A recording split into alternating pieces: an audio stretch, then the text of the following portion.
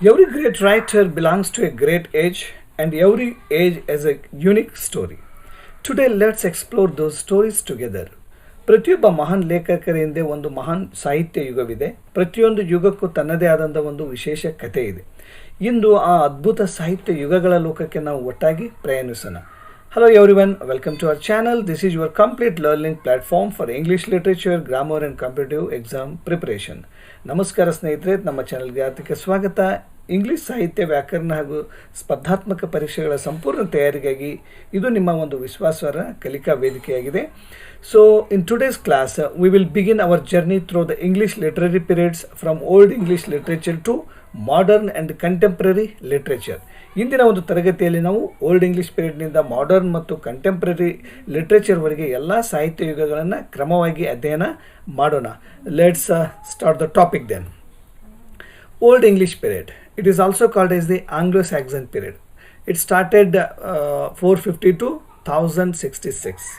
Okay, ಅಂದರೆ the Old English period began when Anglo-Saxons and Jutes invaded England. Literature was mainly oral and later on written by monks. The themes included heroism, bravery, loyalty, fate and religious faith.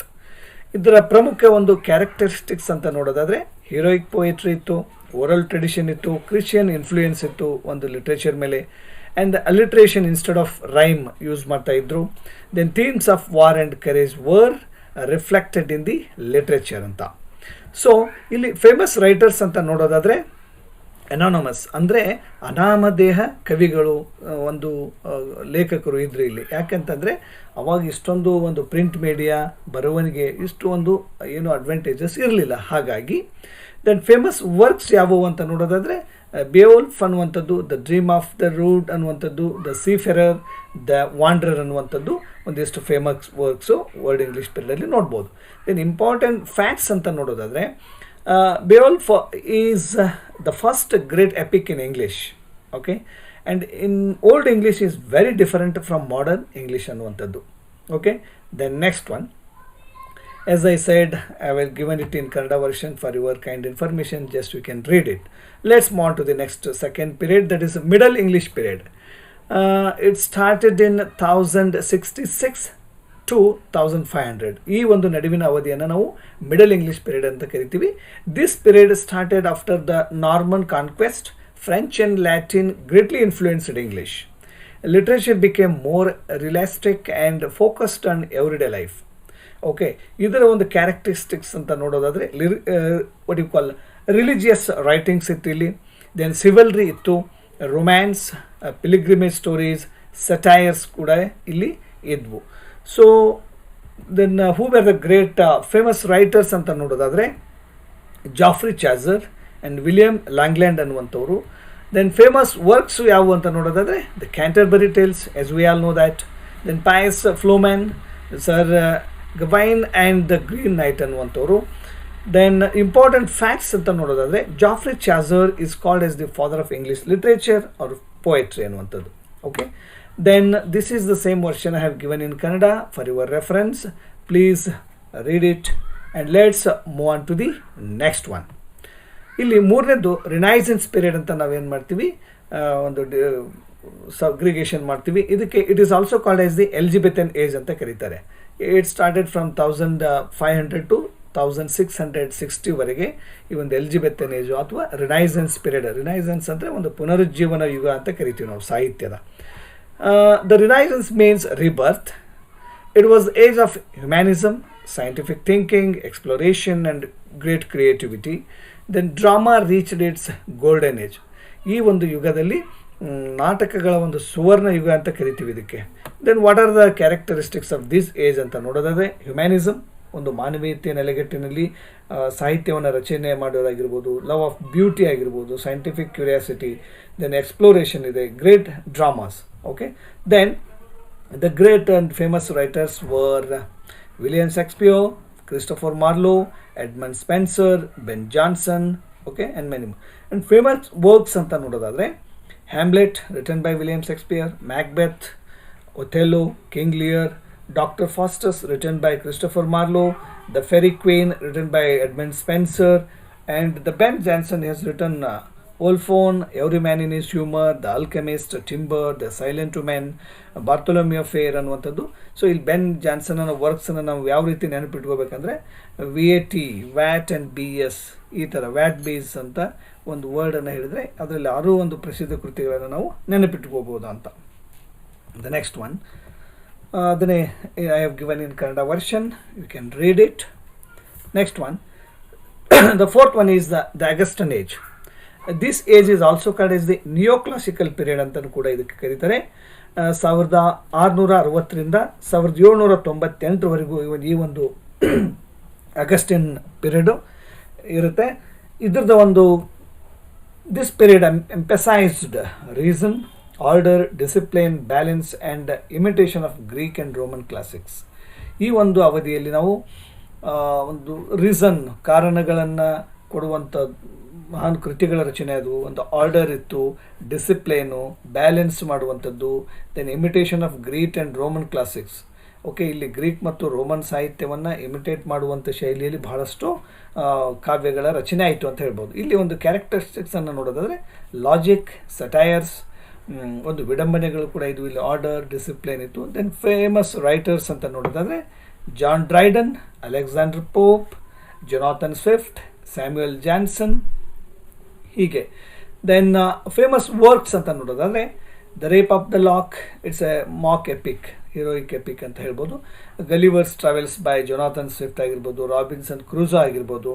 These are the famous works which we find in this age. And ಈ ಕಾಲದಲ್ಲಿ ಒಂದು ತರ್ಕು, ಶಿಸ್ತ, ಸಮತೋಲನ ಮತ್ತು ವ್ಯಂಗ್ಯ ಒಂದು ಪ್ರಮುಖವಾಗಿ ಒಂದು ಸಾಹಿತ್ಯದಲ್ಲಿ ನಾವು ಕಾಣ್ಬೋದು. ದ ನೆಕ್ಸ್ಟ್ ಒನ್, ಈಗ ರೊಮ್ಯಾಂಟಿಕ್ ಪೀರಿಯಡ್ ಅಂತ ನೋಡೋದಾದರೆ ಇಟ್ ಸ್ಟಾರ್ಟೆಡ್ ಅರೌಂಡ್ 1798 to 1837ವರೆಗೂ ಈ ರೊಮ್ಯಾಂಟಿಕ್ ಪೀರಿಯಡ್ ಅಂತ ಕರಿತೀವಿ. ಅಂದರೆ the romantic poets celebrated imagination, emotion, freedom and nature. ಇಲ್ಲಿ ಒಂದು ಕಲ್ಪನೆ, ಒಂದು ಭಾವನೆಗಳು, ಸ್ವತಂತ್ರ ಮತ್ತು ಒಂದು ಪ್ರಕೃತಿಯ ಕುರಿತು ಭಾಳ ಫೋಕಸ್ ಮಾಡಿ ಒಂದು ಲಿಟ್ರೇಚರ್ ರಚನೆ ಆಯಿತು ಅಂತ ಹೇಳ್ಬೋದು. ಇಲ್ಲಿ ಕ್ಯಾರೆಕ್ಟರಿಸ್ಟಿಕ್ಸ್ ಅಂತ ನೋಡೋದಾದರೆ ನೇಚರ್ ಬಗ್ಗೆ ಭಾಳಷ್ಟು ಜನ ಬರೆದಿದ್ದಾರೆ, ಇಮ್ಯಾಜಿನೇಷನ್ ಬಗ್ಗೆ ಬರೆದಿದ್ದಾರೆ, ಎಮೋಷನ್ಸ್ ಆ್ಯಂಡ್ ಇಂಡಿವಿಜುವಲಿಸಮ್ ಕೂಡ ಬರೆದಿದ್ದಾರೆ. ಇಲ್ಲಿ ಮೇಜರ್ ಪೋಯಟ್ಸ್ ಅಂತ ನೋಡೋದಾದರೆ ವಿಲಿಯಂ ವರ್ಡ್ಸ್ವರ್ತ್ ಇದ್ದಾರೆ, as we call him as the nature poet ಅಂತ ಕರಿತೀವಿ. ಎಸ್ ಟಿ ಕಾಲ್ರಿಜ್ ಇದ್ದಾರೆ, he has written the rime of ancient mariner ಅಂತ ಬರೆದಿದ್ದಾರೆ. PB ಸೆಲೆ ಇದ್ದಾರೆ, ಜಾನ್ ಕೀಟ್ಸ್ ಇದ್ದಾರೆ, ಲಾರ್ಡ್ ಬೈರನ್ ಇದ್ದಾರೆ, like this. Next famous works ಅಂತ ನೋಡೋದಾದರೆ ಲಿರಿಕಲ್ ಬ್ಯಾಲೆಟ್ಸ್ ಇದೆ, ಓಡ್ ಟು ಎ ನೈಟಿಂಗೇಲ್ ಇದೆ, ode to the west wind ಇದೆ. ದೆನ್ ಎಂಡಿಮಿಯಾನ್, ಓಕೆ, ಬರೆದಿರುವಂಥದ್ದು ಜಾನ್ ಕೀಟ್ಸ್ ಅವರು ಬರೆದಿರುವಂಥದ್ದು a thing of beauty, joy for ever ಅನ್, ಈ ಒಂದು ಫೇಮಸ್ ಲೈನ್ ಕೂಡ ಒಂದು ಎಂಡಿಮಿಯಾನನ್ನು ಇದರಲ್ಲಿದೆ. Then Isabella, or it is also called as a pot of basil ಅಂತ ಕರೀತಾರೆ ಅದಕ್ಕೆ, ಇದು ಕೂಡ ಇರ್ಬೋದು. ಅಂದರೆ ಆಸ್ ಐ ಸೆಡ್, ಈ ಒಂದು ಕಾಲದಲ್ಲಿ ಪ್ರಕೃತಿ, ಕಲ್ಪನೆ, ಭಾವನೆ ಮತ್ತು ಸ್ವತಂತ್ರ ಪ್ರಮುಖ ವಿಷಯಗಳ ಮೇಲೆ ಒಂದು ಸಾಹಿತ್ಯದ ರಚನೆ ಆಯಿತು ಅಂತ ಹೇಳ್ಬೋದು. The next one is Victorian period ಅಂತ ಕರಿತೀವಿ. 1837ಇಂದ 1901ವರೆಗೆ ಈ ಒಂದು ವಿಕ್ಟೋರಿಯನ್ ಪೀರಿಯಡ್ ಆಗುತ್ತೆ. Named after queen Victoria, this period reflected industrialization, social reforms, morality and realism. ಈ ಒಂದು ಯುಗದಲ್ಲಿ ಒಂದು ಕೈಗಾರಿಕರಣ ಆಯಿತು, ಒಂದು ಸೋಷಿಯಲ್, ಸಾಮಾಜಿಕ ಸುಧಾರಣೆಗಳಾದವು, ಒಂದು ನೈತಿಕತೆ ಕುರಿತಾಗಿರ್ಬೋದು, ರಿಯಲಿಸಮ್, ಒಂದು ವಸ್ತುನಿಷ್ಠತೆ, ನೈಜತೆಯ ಕುರಿತು ಈ ಕಾಲದಲ್ಲಿ ಬಹಳಷ್ಟು ಸಾಹಿತ್ಯ ರಚನೆ ಆಯಿತು ಅಂತ ಹೇಳ್ಬೋದು. ಕ್ಯಾರೆಕ್ಟರಿಸ್ಟಿಕ್ಸ್ ಅಂತ ನೋಡೋದಾದರೆ ಆ್ಯಸ್ ಐ ಸೆಡ್ ರಿಯಲಿಸಮ್ ಇದೆ, ಸೋಷಿಯಲ್ ಪ್ರಾಬ್ಲಮ್ಸ್ ಇದೆ, ಒಂದು ಸಾಮಾಜಿಕ ಸಮಸ್ಯೆಗಳೆಂದು ಅವುಗಳನ್ನು ಒಂದು ರಿಫ್ಲೆಕ್ಟ್ ಮಾಡುವಂಥ ಲಿಟ್ರೇಚರ್ ಕೂಡ ರಚನೆ ಆಯಿತು. ಅಂದರೆ ಮೊರಾಲಿಟಿ ಬಗ್ಗೆ ಆಗಿರ್ಬೋದು, ಇಂಡಸ್ಟ್ರಿಯಲ್ ರೆವಲ್ಯೂಷನ್ ಅದನ್ನು ಕೂಡ ಈ ಒಂದು ಸಾಹಿತ್ಯದ ಮೇಲೆ ಭಾಳಷ್ಟು ಪ್ರಭಾವವನ್ನು ಬೀರ್ತು ಅಂತ ಹೇಳ್ಬೋದು. ದೆನ್ ಫೇಮಸ್ ರೈಟರ್ಸ್ ಅಂತ ನೋಡೋದಾದರೆ ಚಾರ್ಲ್ಸ್ ಡಿಕನ್ಸ್ ಇದ್ದಾನೆ, ಥಾಮಸ್ ಹಾರ್ಡಿ ಇದ್ದಾರೆ, ಆಲ್ಫ್ರೆಡ್ ಟೆನಿಸನ್ ಇದ್ದಾರೆ, ರಾಬರ್ಟ್ ಬ್ರೌನಿಂಗ್ ಇದ್ದಾರೆ. ರಾಬರ್ಟ್ ಬ್ರೌನಿಂಗ್ ಅವ್ರನ್ನ ನಾವು ಫಾದರ್ ಆಫ್ ಡ್ರಾಮ್ಯಾಟಿಕ್ ಮೊನೋಲಾಗ್ಸ್ ಅಂತ ಕರಿತೀವಿ. ಮ್ಯಾಥ್ಯೂ ಅರ್ನಾಲ್ಡ್ ಇದ್ದಾರೆ, ಲೈಕ್ ದಿಸ್. ಈ ಥರ ಒಂದು ಭಾಳ ಸುಪ್ರಸಿದ್ಧ ರೈಟರ್ಸ್ ಈ ಒಂದು ಏಜಲ್ಲಿ ನೋಡ್ಬೋದು ನಾವು. ಆ್ಯಂಡ್ ಫೇಮಸ್ ವರ್ಕ್ಸ್ ಅಂತ ನೋಡೋದಾದರೆ Oliver twist return by the Charles Dickens, David Copperfield ಆಗಿರ್ಬೋದು, ಟೆಸ್ ಆಫ್ ದಿ ಉಬರ್ ಬಿಲ್ಸ್ ಅನ್ನುವಂಥದ್ದು, ಲೈಕ್ ದಿಸ್. ಈ ಥರದ ಒಂದು ಫೇಮಸ್ ಕೃತಿಗಳಲ್ಲಿ ರಚನೆ ಆಯಿತು. As I said, it is given in the Kannada version and you can read it. The next one is the modern period. ಅಂದರೆ it started around 1901ಇಂದ 1945ವರೆಗೂ ಒಂದು modern period ಅಂತ ನಾವು ಕ್ಲಾಸಿಫಿಕೇಷನ್ ಮಾಡ್ತೀವಿ. ಅದರಲ್ಲಿ The modern literature reflected the impact of world wars, psychology, and rapid social change. Writers experimented with new styles. ಈ ಒಂದು ಆಧುನಿಕ ಸಾಹಿತ್ಯದ ಮೇಲೆ ಒಂದು ಜಗತ್ತಿನ ಎರಡು ಯುದ್ಧಗಳೇನಾದವು ಅದು ಕೂಡ ಪರಿಣಾಮ ಬೀರಿತು. ಒಂದು ಸೈಕಾಲಜಿ ಆಗಿದೆ, ಒಂದು ಮನೋವಿಜ್ಞಾನ ಕೂಡ, ಆ್ಯಂಡ್ ರ್ಯಾಪಿಡ್ ಸೋಷಿಯಲ್ ಚೇಂಜ್, ಬಹಳಷ್ಟು ಸಮಾಜದಲ್ಲಿ ಬದಲಾವಣೆಗಳಾದವು. ರ್ಯಾಪಿಡ್, ಭಾಳ ವೇಗವಾಗಿ ಬದಲಾವಣೆಗಳನ್ನು ಸೂಚಿಸ್ತಕ್ಕಂಥದ್ದು ಕೂಡ ಒಂದು ಈ ಸಾಹಿತ್ಯದ ಮೇಲೆ ಪ್ರಭಾವವನ್ನು ಬೀರಿತು. Then writers experimented with new styles. ಇಲ್ಲಿ ಹೊಸ ಹೊಸ ಪ್ರಯೋಗಗಳನ್ನು ಮಾಡಲಿಕ್ಕೆ ಕವಿಗಳು, ಲೇಖಕರು ಮುಂದಾಗ್ತಾರೆ ಅಂತ. ಇಲ್ಲಿ ಕ್ಯಾರೆಕ್ಟರಿಸ್ಟಿಕ್ಸ್ ಅಂತ ನೋಡೋದಾದರೆ ಸ್ಟ್ರೀಮ್ ಆಫ್ ಕಾನ್ಸಿಯಸ್ನೆಸ್ ಇತ್ತು, ದೆನ್ ಎಲಿಯನೇಷನ್ ಇತ್ತು, ಸೈಕಾಲಜಿಕಲ್ ಥೀಮ್ಸ್ ಇದ್ವು, ಎಕ್ಸ್ಪೆರಿಮೆಂಟೇಷನ್ ಇತ್ತು. ಇಲ್ಲಿ ಫೇಮಸ್ ರೈಟರ್ಸ್ ಅಂತ ನೋಡೋದಾದರೆ ಟಿ.ಎಸ್. ಇಲಿಯಟ್ ಇದ್ದಾರೆ, ಜೇಮ್ಸ್ ಜಾಯ್ಸ್ ಇದ್ದಾರೆ, ವರ್ಜಿನಿಯಾ ವೂಲ್ಫ್, ಡಿ.ಎಚ್. ಲಾರೆನ್ಸ್, ಆಮೇಲೆ ಜಾರ್ಜ್ ಬರ್ನಾರ್ಡ್ ಶಾ ಅವರಿದ್ದಾರೆ, like this. Then famous works ಅಂತ ನೋಡೋದಾದರೆ ದ ವೇಸ್ಟ್ ಲ್ಯಾಂಡ್ ಇದೆ, ಯುಲೈಸಸ್ ಇದೆ, ಮಿಸ್ಟ್ರೆಸ್ ಡೆಲೋವೆ ಅನ್ನುವಂಥದ್ದು, and as I said, okay, ಈ ಕಾಲದಲ್ಲಿ ವಿಶ್ವಯುದ್ಧಗಳ ಪರಿಣಾಮ ಮನೋವಿಜ್ಞಾನ ಮತ್ತು ಹೊಸ ಸಾಹಿತ್ಯ ಶೈಲಿಗಳ ಬೆಳವಣಿಗೆ ಕಂಡು ಬಂತು. ಅದರ ಒಂದು Kannada version have given, just you read it. And last one is the post modern period ಅಂತ ಕರಿತೀವಿ. Okay, from 1945 to till today, 1945ರಿಂದ ಇಂದಿನವರೆಗೆ ಇರ್ತಕ್ಕಂಥ ಒಂದು ಇಂಗ್ಲೀಷ್ ಸಾಹಿತ್ಯದ ಯುಗವನ್ನು ನಾವು ಪೋಸ್ಟ್ ಮಾಡರ್ನ್ ಪೀರಿಯಡ್ ಅಥವಾ ಪೋಸ್ಟ್ ಮಾಡರ್ನ್ ಏಜ್ ಅಂತ ಕರಿತೀವಿ. ಆ್ಯಂಡ್ ಇಲ್ಲಿ post modern literature questions absolute truth and often mixes genres, irony, metafiction and multiple perspectives. Okay, ಇಲ್ಲಿ then what are the characteristics ಅಂತ ನೋಡೋದಾದರೆ ಐರನಿ ಇದೆ, ಫ್ರ್ಯಾಗ್ಮೆಂಟೇಷನ್ಸ್ ಇದೆ, ಮೆಟಾಫಿಕ್ಷನ್ಸ್ ಇದೆ, ಮಲ್ಟಿಪಲ್ ವ್ಯೂ ಪಾಯಿಂಟ್ಸ್ ಇದ್ದಾವೆ, ದೆನ್ ಓಪನಿಂಗ್ ಎಂಡಿಂಗ್ಸ್, ಈ ಥರದ ಸಾಹಿತ್ಯದ ಎಲ್ಲ ವಿಧವಾದಂಥ ಒಂದು ಕಲಾತ್ಮಕತೆಯನ್ನು ನಾವು ಇಲ್ಲಿ ನೋಡ್ಬೋದು ಅಂತ. ದೆನ್ ಫೇಮಸ್ ರೈಟರ್ಸ್ ಅಂತ ನೋಡೋದಾದರೆ ಸ್ಯಾಮ್ಯುಯಲ್ ಬೆಕೆಟ್ ಇದ್ದಾರೆ, ಸಲ್ಮಾನ್ ರಶೀದಿ ಇದ್ದಾರೆ, ದೆನ್ ಮಾರ್ಗ್ರೆಟ್ ಅಟ್ವುಡ್ ಇದ್ದಾರೆ, ದೆನ್ ಕಜುವೋ ಇಶಿಗುರೋ, ಈ ಥರ ಇನ್ನೂ ಅನೇಕ ಫೇಮಸ್ ರೈಟರ್ಸು ಈ ಒಂದು ಪೋಸ್ಟ್ ಮಾಡರ್ನ್ ಪೀರಿಯಡಲ್ಲಿ ನಾವು ನೋಡ್ಬೋದು. ಸೊ ಫೇಮಸ್ ವರ್ಕ್ಸ್ ಅಂತ ನೋಡೋದಾದರೆ waiting for Godot, midnight's children Salman Rushdie ಅವರು ಬರೆದಿದ್ದು, ದೆನ್ ಹ್ಯಾಂಡ್ ಮೇಡ್ಸ್ ಟೇಲ್ ಅಂತ ಇದೆ, ನೆವರ್ ಲೆಟ್ ಮಿ ಗೋ ಅನ್ನುವಂಥದ್ದಾಗಿರ್ಬೋದು, and many more works we can witness. Okay, ಒಂದು ಕನ್ನಡ ವರ್ಷನ್ ಕೂಡ ಇದೆ. For your kind reference you can refer and read it. Then next one is a quick revision table ಅಂತ ನೋಡೋದಾದರೆ ಇಲ್ಲಿ literary periods ಇದೆ, years ಇದೆ, major work writers ಇದ್ದಾರೆ.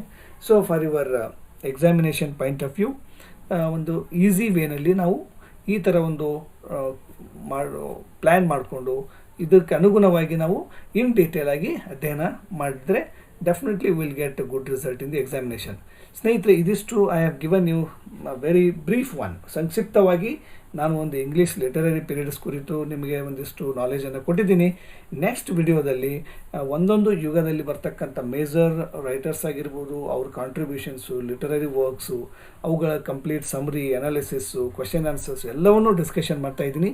If you like the video, please subscribe, like, comment and share the video with your friends. Till then, take care, thank you.